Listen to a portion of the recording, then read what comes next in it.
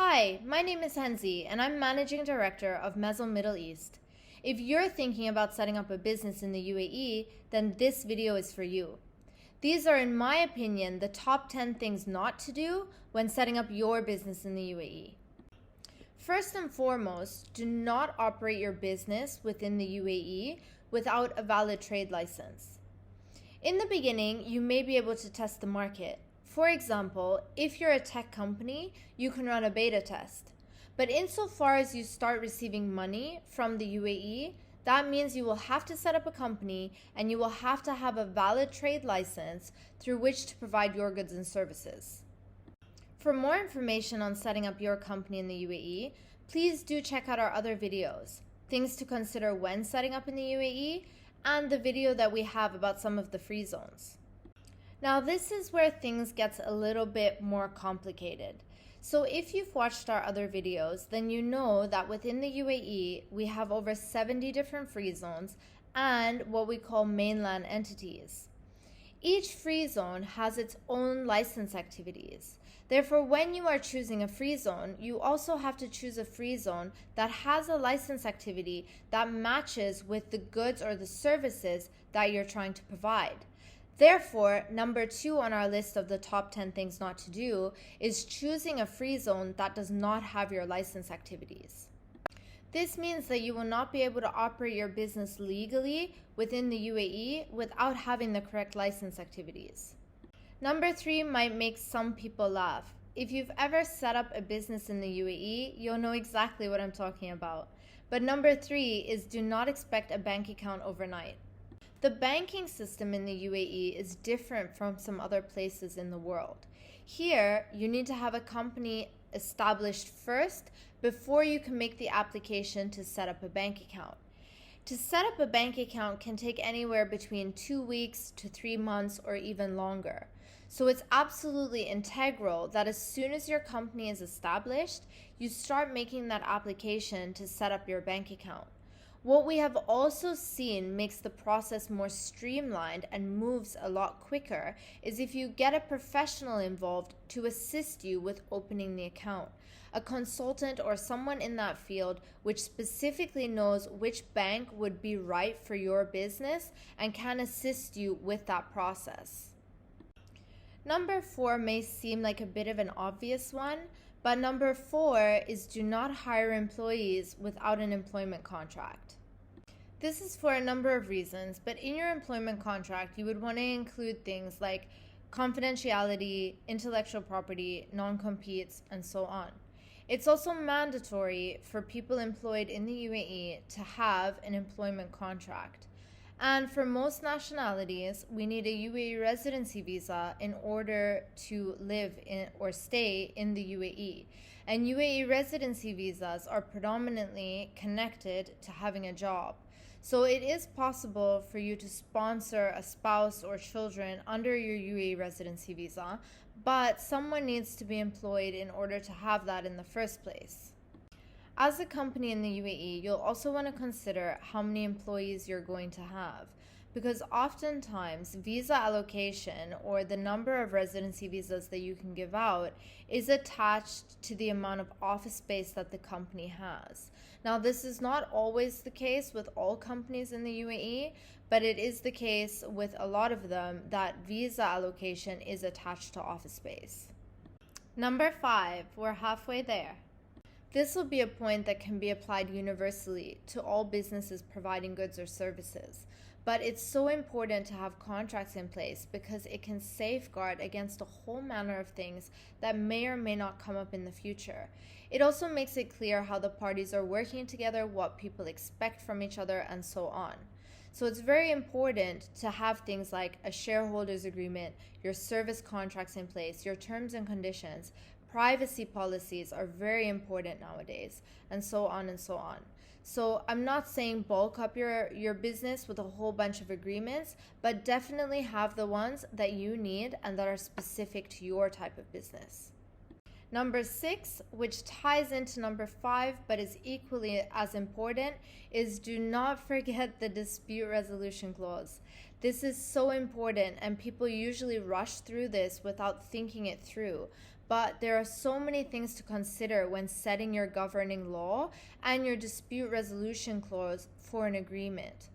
For example, one should consider cross-jurisdictional enforcement, where the parties are, what kind of laws are more favorable either to the person providing the services or receiving them, and so many other things. Number 7 might seem a little bit contradictory, but it's definitely so true. So number 7 is do not scale too fast. And this comes with a whole bunch of things. So first and foremost, determine how much money you need to get to your next round of fundraising or investment, and only seek that much. Because when you raise too much money or too little money, either can be a bad thing. It's a very fine line to walk, and I do suggest getting a professional involved to assist you with this, but that's one aspect of it. Another aspect of scaling too quickly is that you may lose your reputation in the process. So when businesses scale too quickly, sometimes they cannot keep up. And for that reason, the quality of their services or their products declines. And that's not good for business, because in the long run, and especially with a new business or a business that's seeking to grow, it's very important to uphold reputation. So where you're scaling too quickly and not able to keep up, that can definitely be detrimental. These are just 2 points about scaling too quickly, but there are various others. So just the takeaway from this is do not scale too fast. Number 8 is do not expect negotiations to always go as planned. This is quite self-explanatory. One thing I would say, however, is that oftentimes each side to a negotiation will have different things that are important to them. So it's very important to understand where each side puts their importance and where they are coming from to try and reach a middle ground. Because you'll find that it's not always that hard once you have that understanding. There are all kinds of other negotiation tactics or tricks or whatever you want to call them, but we will not go into them in this video.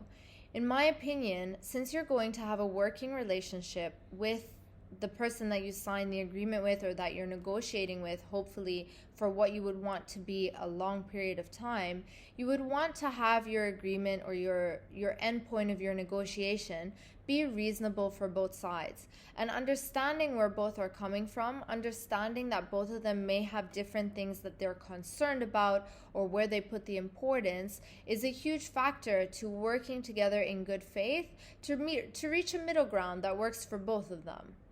So that leads us on to number 9, which is don't try and do everything yourself.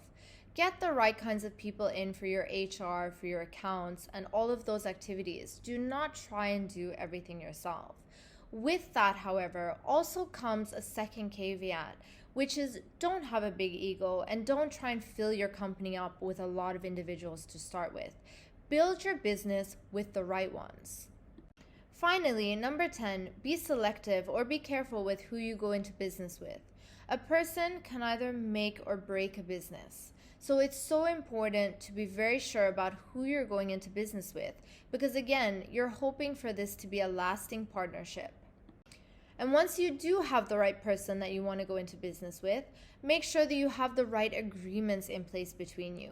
Because things might be fine and dandy in the beginning, but no one ever knows where these things are going to lead to in the future. I'm not saying a dispute will happen, but if one does, you want to make sure that there's something in place between you that can make that a little bit easier. Avoid mistakes 1 to 10, but to also ensure that you're set up properly and running properly is to involve a lawyer at the very start or very early within your company's life cycle, or even if you're further along than that, then it's never too late. And the reason for this is, even though I understand people don't necessarily like lawyers, they're scared of them, they don't prioritize what those types of things which the lawyer would be providing to them. They think they can do things on their own. For whatever the reason is, just remember, it takes more money and more time to fix a mess or a legal entanglement later than to have done things properly from the very beginning.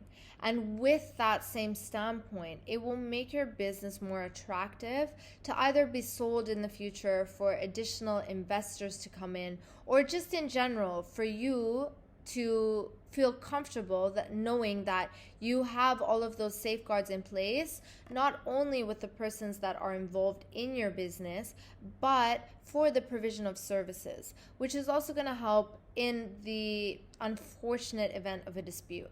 So once you have avoided 1 to 10, and you've set up your business in the UAE, you've set up in a jurisdiction within the UAE that sufficiently permits your products or your services, you've set up a bank account for which you have been very patient, or you have engaged a consultant to assist you with this to streamline the process and make it go quicker. You've also hired the right people. You've delegated the tasks that need to be delegated and not tried to be a one-man army. You have the right persons in business with you to support you and to help the business grow.